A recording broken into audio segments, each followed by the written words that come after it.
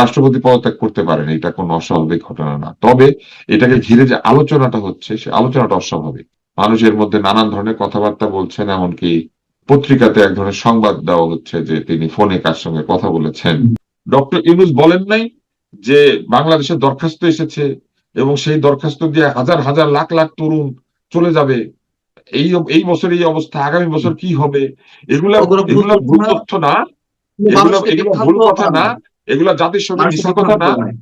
তো এইসব মিথ্যা কথা আমরা নিয়ে শেষ তাদের কিন্তু করব। কিচ্ছু হয় না। আজকে আমাদের সঙ্গে আলোচনায় যুক্ত রয়েছেন গণমাধ্যম ব্যক্তিত্ব ডাক্তার আব্দুল নূর তুষার। ডাক্তার আব্দুল নূর তুষার, খুব স্বাভাবিকভাবেই আলোচনা করতে হচ্ছে রাষ্ট্রপতির পদত্যাগ প্রসঙ্গে, কে আসবে না আসবে।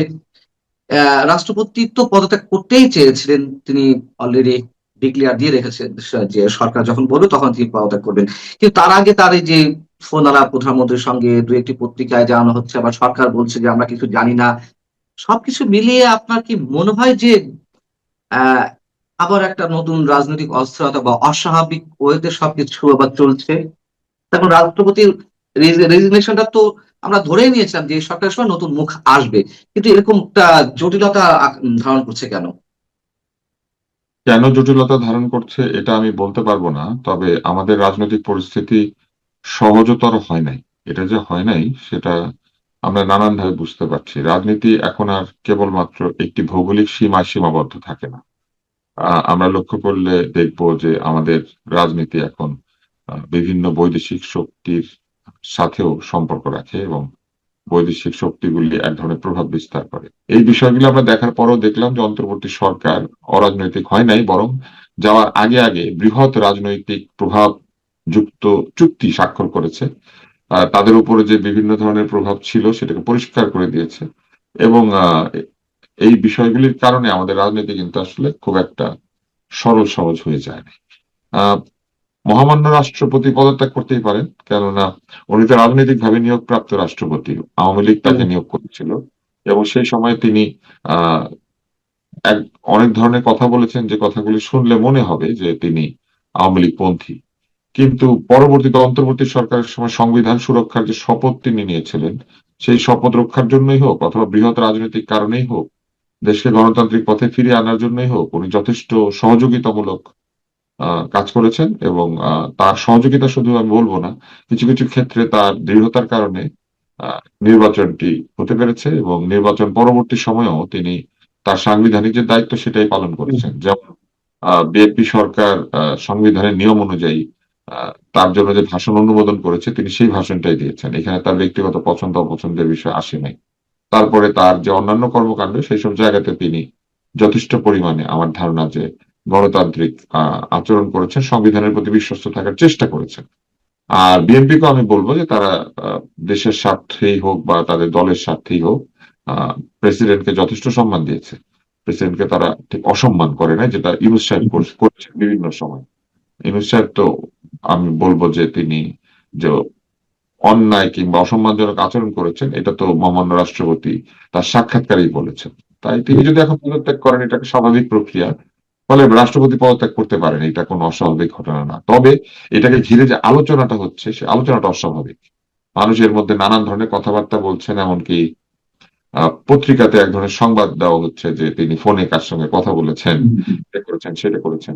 এই জিনিসগুলি আসলে আমাদেরকে এক ধরনের বিস্মিত করে যে রাষ্ট্রপতি কার সাথে ফোনে কথা বলছেন সেটা যদি গোয়েন্দা সংস্থা বা কেউ যদি জানতেও পারে, এটা এইভাবে প্রকাশ্যে না এনে বরং এইগুলিকে আমি মনে করি যে রাজনৈতিক দল বিএনপি যেহেতু ক্ষমতায় আছে, এমন ভাবে বিষয়টা করা উচিত যাতে মনে না হয় যে সরকার কোনো জায়গাতে বিব্রত, দুর্বল অথবা কোনো কারণে তারা তাকে বিশ্বাস করতে পারছেন না। এই জিনিসগুলি মানুষের মধ্যে আস্থা কমিয়ে দেয় সিস্টেমের প্রতি, এবং এটা ক্ষতিকর হয়। এক ধরনের উৎকণ্ঠার মধ্যে মানুষ যখন থাকে, তখন না করে বিনিয়োগ, না করে ব্যবসা বাণিজ্য, না করে চাকরি, ভয়ের মধ্যে থাকলে, আতঙ্কের মধ্যে থাকলে, দেশে কি হচ্ছে কি হচ্ছে এরকম অবস্থায় থাকলে বাংলাদেশে তো বিনিয়োগ হবে না, বাংলাদেশে ব্যবসা বাণিজ্য ঠিক মতো দাঁড়াবে না। আপনি যে বলছেন যে পত্রিকায় যে খবরগুলো আসছে পত্রিকার পক্ষ থেকে, সেই সংশ্লিষ্ট পত্রিকাগুলো আমি নামই বলি, ডেইলি স্টার বা প্রথম আলো। তো ডেইলি স্টার পক্ষ থেকে রাষ্ট্রপতিকে ফোন দেওয়া হয়েছিল, তিনি 2 মিনিট কথা বলেছেন। 2 মিনিটের মধ্যে তিনি যেটা বলেছেন যে যা কিছু হচ্ছে আমার জন্য অপমানজনক, বিব্রতকর। আমি চ্যালেঞ্জ করে বলতে পারি কারোর সাথে কোনো কথা হয়নি। এবং বিএনপির একজন নেতা নাম প্রকাশ্যে অনিচ্ছুক এমন একজন নেতা জানিয়েছেন যে শুধু কোন আলাপই বড় কারণ নয়, এর চেয়ে আরো জটিল পরিস্থিতি ঘটতে যাচ্ছে, যার কারণে এই পদত্যাগ বা রাষ্ট্রপতি তাড়াহুড়া করে পদত্যাগ করতে যাচ্ছেন। জটিল পরিস্থিতি কি হতে পারে? এবং শেখ হাসিনা যে ফিরে আসার ঘোষণা দিয়েছেন সেটা নিয়ে নানান ধরনের বিতর্ক রয়েছে। এটিকে কেন্দ্র করে কিছু হওয়ার সম্ভাবনা আছে? এটি জটিলতার দিকে যাচ্ছে? হ্যাঁ, আমার মনে হয় না যে একটা সংবাদ কেউ ফিরে আসবে বা এইসব কারণে আহ প্রেসিডেন্টকে অপসারণের কোনো যৌক্তিক আহ, যৌক্তিক কোনো বিষয় হতে পারে এটা আর কি। কেউ ফিরে আসবে বলেছেন, উনি কি ফিরে এসেছেন? তার ফিরে আসতে গেলে তো কোন একটা প্রক্রিয়ার মধ্যে দিয়ে আসতে হবে। হয় তাকে বর্ডার ক্রস করতে হবে, এবং তিনি নিশ্চয়ই সেটা বেআইনি ভাবে করবেন না, তাই না? উনি তো ঢুকে পড়বেন না পুশ ব্যাকের মতো। ফলে এইটা আমি মনে করি না যে এটা প্রেসিডেন্টকে সরানোর জন্য যথেষ্ট যুক্তিসঙ্গত কারণ। আরেকটা হচ্ছে যে প্রেসিডেন্ট করবেন কি, মানে উনি যদি চলেও আসেন, প্রেসিডেন্টের এখানে কি করার আছে? প্রেসিডেন্ট যদি কোনো নির্দেশ আদেশ দেন, সেটা আহ কার মাধ্যমে দিবেন? এই সরকারের মাধ্যমেই তো প্রযুক্ত করতে হবে, হুম, তাই না? এবং প্রেসিডেন্ট কি করতে পারেন? প্রেসিডেন্ট জরুরি অবস্থা ঘোষণা করতে পারেন মনে করেন। সেটা করতে গেলে সংসদের পরামর্শ ছাড়া তিনি পারেন না। তিনি হুম, সেটা করতে গেলে সেটা সংবিধান লঙ্ঘিত হবে। তো এইখানে পরামর্শ প্রয়োজন হয়, প্রধানমন্ত্রীর পরামর্শ দরকার হয়। প্রধানমন্ত্রীর পরামর্শ ছাড়া প্রেসিডেন্ট আসলে কিছু করতে পারেন না বাংলাদেশে। এইটাই তো সংস্কারের বিষয়টা ছিল, তাই না? সংস্কারের তো অনেকের মনে এটাই কি ছিল। এই ধরনের অনেকের মনে কি এই ধরনের আতঙ্ক আছে যে আগের সংসদ বহাল রাখা হতে পারে, একটা নির্বাচনের মাধ্যমে না না, যে উনি এটা কি সরকার করে গঠন করবেন? হচ্ছে? না না, উনার এটা করার কোনো উপায় নাই ওনার। কেন নাই আমি বলি, উনি একটা অধ্যাদেশ দিয়ে গণভোট এবং সংসদ নির্বাচন করিয়েছেন না? হুম, নিজে যে হুম, হুম, আদেশে সই করেছেন, নিজে যে আদেশ হুম, হুম, দিয়েছেন, উনি আবার সেটা কেমনে বাতিল করে? আগের সংসদ কেমনে আনে উনি? ওনার পক্ষে সম্ভব না। এটা করতে গেলে উনি একটা স্ববিরোধী কাণ্ড করে বসবেন। এটা তো হুম। এখন আর সম্ভব না। ওনার আদেশেই তো গণভোট হয়েছে। এই যে সারাক্ষণ এনসিপি আর জামাত কি বলে যে প্রেসিডেন্ট সাহেবের আদেশে হয়েছে, গণভোট বৈধ। তো গণভোট বৈধ তো বিরোধী দল বলে, সরকারি দলও বলে। তো কেউ কি এটার বৈধতা নিয়ে চ্যালেঞ্জ করেছে? করে নাই তো। আরেকটা বিষয় রাষ্ট্রপতির পদত্যাগ করা না করার সঙ্গে জড়িয়ে আছে, সেটা হচ্ছে নতুন রাষ্ট্রপতি কে হচ্ছেন। এটা নিয়ে যথেষ্ট আগ্রহ রয়েছে মানুষের। নতুন এখন রাষ্ট্রপতি মানুষের থেকে বেশ যাদের বড় নাম কথা না? আসছে, জি। হ্যাঁ হ্যাঁ, আহ, অনেকের আগ্রহ আছে, হ্যাঁ। তো একজন সাবেক সচিব, যিনি এর মধ্যে অনেক সাবেক না, বর্তমান মন্ত্রিপরিষদ সচিব, যিনি অনেক বিষয়ে আলোচিত, সমালোচিত, বিতর্কিত, আহ তার নাম আসছে। প্রধানমন্ত্রীর মুখ্য সচিবের নাম আসছে। এবং বিএনপির মধ্যে দলীয় শীর্ষ নেতা যারা রয়েছেন তাদের নাম তো আসছেই, সেটি নিয়ে আমাদের কারো কোনো আপত্তি নেই। কিন্তু এই যে আনইউজুয়াল কিছু বিষয় আলোচনা হচ্ছে, আবার ডক্টর মোহাম্মদ ইউনূস সাবেক প্রধান উপদেষ্টা, আমি শুনলাম তিনিও নাকি দৌড়ে এগিয়ে আছেন। এখন এই মন্ত্রিপরিষদ সচিব বা ডক্টর ইউনূসের মতন ব্যক্তিরা, আপনার কি মনে হয় কতটুকু তাদের রাষ্ট্রপতি হয়ে আমাদের সামনে উপস্থিত হওয়ার সম্ভাবনা আছে? প্রথম বিষয় হচ্ছে আহ, কোনো ব্যুরোক্র্যাটিক মানুষকে প্রেসিডেন্ট বানানো সঠিক নয়। কেননা ব্যুরোক্রেসির লোকেরা কিছুদিন আগেও আদেশ নির্দেশ পালন করেছেন সবার, তাদের জীবন কেটেছে আদেশ নির্দেশ পালন করে। এরকম ব্যক্তি রাষ্ট্রপতি হিসেবে ভালো হয় না। এটা কিন্তু হুম, আহ, আমি মনে করি। কেন? কারণ তাদের জীবনে প্র্যাকটিসটা নাই যে তারা নিরপেক্ষভাবে চিন্তা করে তারা স্বাধীনভাবে কোনো সিদ্ধান্ত নিয়েছেন। বস বলেছে পালন করেছেন, করতে করতে নিজে বস হয়েছেন। বস হয়ে নিজের সিদ্ধান্ত অন্যের উপর চাপিয়ে দিয়েছেন। এবং 27 বছরের চাকরি জীবনে প্রভিডেন্ট ফান্ড হিসাব করেছেন, গ্র্যাচুইটি হিসাব করেছেন, বিদেশ ভ্রমণ হিসাব করেছেন। হিসাব করে করে সুবিধা গুনে গুনে জীবন কেটেছে। যারা সারা জীবন চাকরির সুবিধা নিতে গুনে গুনে জীবন কাটান, তারা, আমার ধারণা যে এই ধরনের অলাভজনক পদ, যেটা রাষ্ট্রের প্রধানতম পদ, সেই পদের জন্য আসলে মানসিকভাবে উপযুক্ত থাকেন না। হ্যাঁ, আপনি চিন্তা করেন, আমার গাড়ি চাই, আমার টেলিফোন চাই, আমার কোন পদে গেলে, ডেপুটি সেক্রেটারি পদে গেলে গাড়ি লোন পাবো হুম। কি পাবো না, এগুলো নিয়ে জীবন কাটিয়েছেন তারা। লিফট দেখতে, খিচুড়ি রান্না করতে শিখতে, তারপরে বিভিন্ন ধরনের অদ্ভুত অদ্ভুত কাজ করতে, পুকুর কাটা শিখতে বিদেশ ভ্রমণ করেছেন। হ্যাঁ, এরকম ব্যক্তিকে আপনি, আমি মনে করি না যে এরকম ব্যক্তিরা খুব ভালো হয়। এরপর ডক্টর হচ্ছে ইউনূস। প্রফেসর ইউনূস। প্রফেসর হুম, ইউনূস সাহেবের নাম যদি শোনা যায়, ব্যর্থ অন্তর্বর্তী সরকারের ব্যর্থ প্রধান উপদেষ্টা, তিনি যদি ওখানে যান তাহলে এটা পরিষ্কার প্রমাণিত হবে যে এগুলা কোনো নির্দেশ, আদেশ, উপদেশ, পরামর্শ হচ্ছে। কারণ সাধারণ মানুষ তাকে কোনোদিন প্রেসিডেন্টের পদে চিন্তাই করে না। একটা গণভোট করেন, আমি মনে করি যে এরকম যদি হয় তাহলে আবার একটা গণভোট করেন। ইউনূস সাহেব তো গণভোট পছন্দ করেন, তো একটা ভোটে দিয়ে দেন, দেখেন যে মানুষ ইউনূস সাহেবকে কয়টা ভোট দেয়। এটা ইউনূস সাহেব যদি বেশি ভোট পায় তাকে প্রেসিডেন্ট করে দেন। একসময় তো প্রেসিডেন্ট ভোটে নির্বাচিত হতো। এই সংসদের 300 জনের ভোটে তো প্রেসিডেন্ট নির্বাচিত হতো না, প্রত্যক্ষ ভোটে বাংলাদেশে প্রেসিডেন্ট নির্বাচনের ইতিহাস আছে। এবং শহীদ রাষ্ট্রপতি জিয়াউর রহমান প্রত্যক্ষ ভোটে নির্বাচিত প্রেসিডেন্ট। দেন না, কোন একটা ইউনিয়নে থানায় তাকে ভোটে দেন, উনি জিতেন কি জিতেন না। এমনকি চট্টগ্রামে ভোটে দেন, উনি চট্টগ্রামে যদি ভোটে জিতে আসতে পারেন, এবারে নিরপেক্ষ ভোট করেন। তো মানুষের মতামত ডক্টর ইউনূসের পক্ষে নাই। উনি সম্মানজনক ব্যক্তি, নোবেল পেয়েছেন, ওনার জ্ঞানের প্রশংসা, জ্ঞানী হিসেবে ওনার মর্যাদা সেটা সারা পৃথিবী দিতে পারে, কিন্তু প্রেসিডেন্সি একটা অন্য জিনিস, প্রধান উপদেষ্টা এটা অন্য জিনিস। এটা এটা জ্ঞান বুদ্ধির সাথে যতখানি সম্পৃক্ত, তার চেয়ে বেশি সম্পৃক্ত হচ্ছে রাজনৈতিক প্রজ্ঞা, জনগণের প্রতি ভালোবাসা, ব্যক্তি স্বার্থকে পরিহার করতে পারার দক্ষতা, এই বিষয়গুলি। যিনি কিচেন ক্যাবিনেট বানিয়েছেন, যিনি তার নিজের ক্যাবিনেটের মধ্যে গণতন্ত্র রাখতে পারেন নাই, যিনি বিনা কারণে ভুয়া মামলা দিয়ে সাংবাদিক সহ তার বিরোধী মতকে দমন করার চেষ্টা করেছেন, এরকম ব্যক্তির আদর্শের সঙ্গে বর্তমান প্রধানমন্ত্রী তারেক রহমানের যে আচরণ সেটা যায়? মাননীয় প্রধানমন্ত্রী কি করছেন? জনগণের কাছে পৌঁছানোর চেষ্টা করছেন। আহ, তিনি তার গাড়ি বহর থেকে শুরু করে তার সঙ্গে যে সফর সঙ্গীর বহর, এগুলো ছোট করে ফেলেছেন। তিনি অল্প খান, তিনি সাধারণ কাপড় পরেন, তাই না? এবং তিনি খুবই সাধারণ জীবন যাপন করার চেষ্টা করেন। বিরোধী মতকে তিনি দমন করতে চান না, অন্তত নিজের মুখে এটা বলেছেন। তিনি প্রতিশোধকামী না, তিনি সেটা বলেছেন। আমরা কি ডক্টর ইউনূসের মধ্যে এই আদর্শে কোনো কিছুর প্রতিফলন দেখি? তো সম্পূর্ণভাবে একটা ব্যক্তিত্বের সংঘাত হওয়ার সম্ভাবনা রয়েছে। শুধু তাই না, আবারও নতুন ক্যাবিনেট তৈরি করে ফেলার সম্ভাবনা রয়েছে। তখন দেখা যাবে যে একটা বঙ্গভবনকে ঘিরে একটা নতুন ক্ষমতার বলয় তৈরি হওয়ার সম্ভাবনা তৈরি হবে।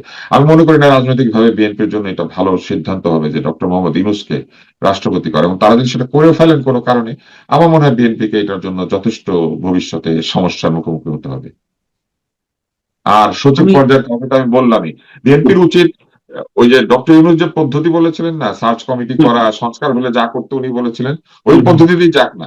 ইউনূস সাহেব কিন্তু ওই থিসিস লেখার সময় ঠিক মতো লেখেন, এই জন্যই তিনি ডক্টরেট করতে পেরেছেন, কিন্তু নিজের থিসিস নিজে বিশ্বাস করেন না, তাই না? পাশ করার জন্য থিসিস লেখেন। পৃথিবীতে বহু ফার্স্ট বয় আছে, সব অঙ্ক পারে, কিন্তু যখন নিজের জন্য অঙ্ক করে তখন অঙ্কে ভুল করে, নিজের দিকে সবকিছু নিয়ে নেয়, বানরের পিঠা ভাগ করে। আছে না, বানর কি অঙ্কে খারাপ? বানর কিন্তু অঙ্কে খারাপ না, বানর অঙ্কে ভালো। কিন্তু বানর কি করে, পিঠা ভাগ করার সময় নিজের দিকে পিঠা নিতে থাকে, বুদ্ধি খাটায়। হ্যাঁ, বানর ভালো ছাত্র, কিন্তু ফার্স্ট বয়, সব অঙ্ক পারে, অঙ্ক ভালো পারে দেখে ওই অঙ্কটা করতে পারে। এই জন্য আহ, আমরা কিন্তু মনে করি যে আমরা অনেকেই মনে করি না, শুধু এটা এটা উচিত হবে না যে এই যে সচিব, আমলা, ব্যুরোক্রেসি, কিংবা দলীয় ভাবে অত্যন্ত মানে দলকানা এরকম লোককে সেখানে দিলে আমি মনে করি যে সত্যিকার অর্থে যে পরিবর্তনের সূচনা বাংলাদেশ দেখতে চেয়েছিল সেটা হবে না, যেটা এখনো হয় নাই ওইভাবে। আরেকটা হচ্ছে মাননীয় প্রধানমন্ত্রী যে প্রতিশোধকামী নন, তিনি যে মানুষের কাছে যেতে চান, তিনি যে সিম্পল লিভিং পছন্দ করেন, তিনি যে পারিবারিক ব্যক্তি, তার যে সাংস্কৃতিক এক ধরনের ইচ্ছা আছে, সিনেমা দেখেন, গান শোনেন, এই ব্যাপারগুলি যে আমাদেরকে এক ধরনের উৎসাহিত করেছিল, একেবারে উৎসাহে সেই মানে কি বলবো, সেই উৎসাহের আগুনে ছাই হুম। চাপা পড়বে, ছাই দেওয়া হবে। আমি শেষ একটি বিষয়ে জানতে চাই, সেটি হচ্ছে যে ওভারঅল জানতে চাইছি। আপনি প্রথমে বলছিলেন যে রাষ্ট্রপতির যে ঘিরে যা কিছু হচ্ছে এগুলো একটু অস্বাভাবিক মনে হচ্ছে। আহ আবার ইউনূস সাহেবকে কেন্দ্র করে বলছেন যদি সত্যি ইউনূস সাহেব রাষ্ট্রপতি পদে আসেন তাহলে ধরে নিতে হবে যে বিশেষ কোনো নির্দেশ, উপদেশ বা বাধ্যবাধকতা রয়েছে। আহ আমি যদি ওভারঅল জানতে চাই যে এবং বিদেশি শক্তির কথা বলছেন যে বাংলাদেশের রাজনীতি বিদেশি শক্তির সাথে নানান ভাবে সম্পৃক্ত থাকে। সব মিলিয়ে সেই বিদেশি শক্তি কি খুব বেশি প্রভাব রাখছে? আমি যদি সরাসরি জিজ্ঞেস করি যে ভারতীয় আধিপত্যবাদ আমরা কেউ চাই না, কোনো আধিপত্যবাদ আমরা চাই না, কিন্তু ভারতীয় আধিপত্যবাদ থেকে বেরিয়ে এসে আমরা মার্কিন আধিপত্যবাদের দিকে ঝুঁকে পড়ছি কিনা। তো আধিপত্যবাদ আমাদের মাথায় চাপতে পারছে বা পারবে, এইটা কিন্তু নির্ভর করে হচ্ছে আমাদের দুর্বলতা বা আমাদের মেধাহীনতা, এর উপরে আর হুম, কি। এখন আমি যে প্রশ্নটার মধ্যে ছিলাম যে ইউনূস সাহেব চলে আসলে, ইউনূস সাহেব চলে আসলে কি হবে জানেন? উনি আবার সে আগের মতো আলী রিয়াজ, তারপরে ওই আবার যে ওনার লামিয়া মুর্শেদ, এদেরকে ঘিরে হুম, গণভবন ঘিরে, ওইগুলো বঙ্গভবন ঘিরে একটা চক্র তৈরি হবে, এবং একই ভাবে সেই চক্র নানান ভাবে ক্ষমতার সংঘাত তৈরি করবে এবং নানান ধরনের সমস্যা তৈরি করবে, এবং এটা হবে এক্সটেনশন অফ অন্তর্বর্তী সরকারের একটা জায়গা, যেখানে অন্তর্বর্তী সরকারের ধরেন যদি দুইটা মানে অন্তর্বর্তী সরকার কি হবে, এখন সরকারকে দুই মাথাওয়ালা একটা জায়গায় পরিণত করবে। বঙ্গভবনকে ঘিরে একদল লোক তাদের ক্ষমতা প্র্যাকটিস করতে শুরু করবে, এবং এটা খুবই অসুবিধাজনক হবে বিএনপির জন্য। বিএনপির কোনোভাবেই আমি মনে করি না যে এমন কোন ব্যক্তিকে রাষ্ট্রপতি নির্বাচিত করা উচিত যে ব্যক্তি তাদেরকে তাদেরকে তাদের যে ক্ষমতার জায়গা রয়েছে সেই জায়গাকে নানানভাবে প্রশ্নবিদ্ধ করবেন। আর আরেকটা বিষয় আমি একটু বলি। আহ, জি। আমি বহুবার বিদেশ ভ্রমণ করেছি জীবনে, কিন্তু কখনোই আমি এত হিউমিলিয়েটেড হই নাই এই অন্তর্বর্তী সরকার আসার পরে বিদেশ ভ্রমণ করার সময়। সকল জায়গাতে, সকল দেশে আমাদেরকে ইমিগ্রেশনে বিব্রতকর প্রশ্ন ফেস করতে হয়। বহু ইমিগ্রেশনে আমাদেরকে বসিয়ে রাখে, বহু জায়গাতে বসিয়ে রেখে আমাদেরকে অন্য একটা ঘরে নিয়ে যাওয়া হয়, যে ঘরের মধ্যে আবার প্রশ্ন করে তারপরে এন্ট্রি এনশিওর করা হয়। আমেরিকাতে যারা বাংলাদেশি যাচ্ছেন এখন বন্ড দিচ্ছেন $10,000, $15,000, এবং এই এত টাকা জমা দিয়ে কেন যেতে হবে? মাত্র 1 মাসের ভিসা ইস্যু করা হচ্ছে। এবং সেইখানে পৌঁছানোর পরে বহুবার আমেরিকা গিয়েছেন এমন ব্যক্তিকে আরেকটা ঘরে নিয়ে যাওয়া হয় এবং সেখানে বসিয়ে রেখে প্রশ্ন করে তারপরে তাদেরকে ভিসা ইস্যু করা হয়। এবং আমি নিজের কানে, আমি আমেরিকা ভ্রমণ করেছি, আমি নিজের কানে শুনেছি ওই ভিসা অফিসার বলছেন নাইজেরিয়া, বাংলাদেশ, আরো কয়েকটা দেশ, বলবো আমি সিরিয়া, এরকম কয়েকটা দেশের কথাগুলো বলছেন এইসব লোককে এখানে আসার পরে সে যেই হোক না কেন তাকে এখানে আনতে হবে এবং প্রশ্ন করতে হবে। মানে আমাদেরকে ব্যর্থ রাষ্ট্রের তালিকায় ফেলে দিয়েছে। আমি নিজের কানে ওখানে বসে থেকে শুনেছি, তো আমাকেও নিয়ে গেছে আর একটা ঘরে নিয়ে বসিয়ে রেখে, এবং আমি যখন অনেক প্রশ্ন করতে শুরু করেছি সে কোনো উত্তর দেয় না,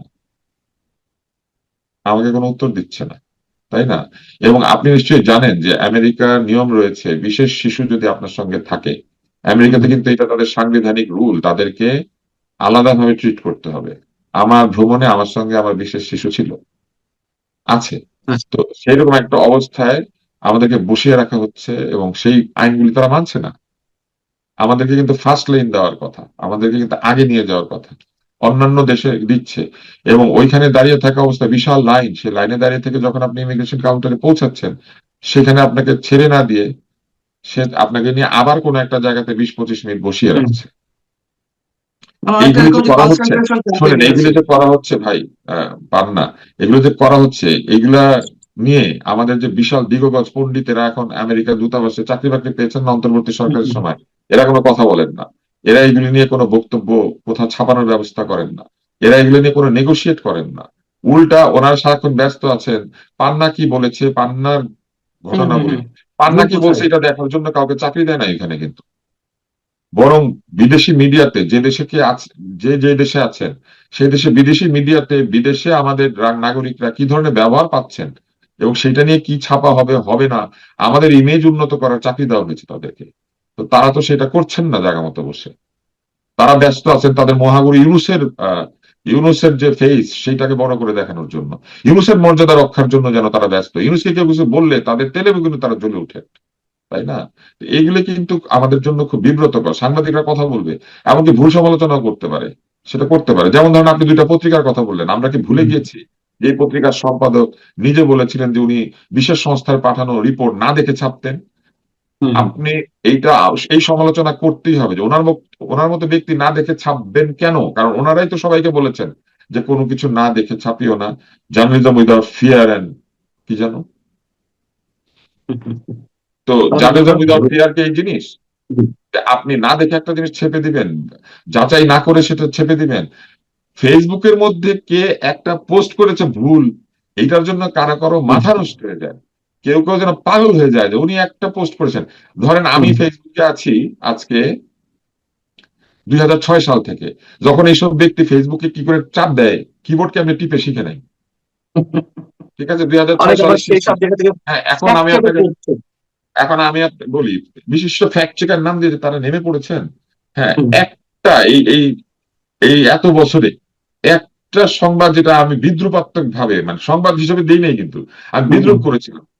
হ্যাঁ, সেই সেটাকে বিদ্রুপকে, বলছে ভুল তথ্য। হ্যাঁ, ভুল তথ্য, ফেসবুকের ভুল তথ্য নিয়ে যাদের এত অস্থিরতা, ডক্টর ইউনূসের ভুল তথ্য নিয়ে তাদের অসুবিধা নাই? ডক্টর ইউনূস বলেন নাই যে বাংলাদেশের দরখাস্ত এসেছে এবং সেই দরখাস্ত দিয়ে হাজার হাজার লাখ লাখ তরুণ চলে যাবে, এই এই বছর এই অবস্থা, আগামী বছর কি হবে? এগুলা ওগুলো ভুল এগুলা তথ্য ভুল না, তথ্য না, এগুলা মানুষকে এগুলা ভুল বিভ্রান্ত কথা করা না, নয়, এগুলা জাতিসংঘের মানুষকে মিথ্যা কথা বিভ্রান্ত না। করা নয়। তো এইসব মিথ্যা কথা আমরা নিয়ে শেষ তাদের কিন্তু করবো। কিচ্ছু হয় না। জি, আমাদের শেষ করতেছি ডাক্তার আব্দুল মুতুর স্যার, আপনি ভালো থাকবেন। আপনার যে কথাগুলো নিশ্চয়ই মানুষ শুনছে, জানছে। মানুষই বিচার করবে কে ঠিক কে ভুল। আপনার জন্য অনেক অনেক শুভকামনা। আপনি ভালো থাকবেন। দর্শক আপনারা যারা শুনছিলেন নিশ্চয়ই আপনারা ভালো থাকবেন। আল্লাহ হাফেজ।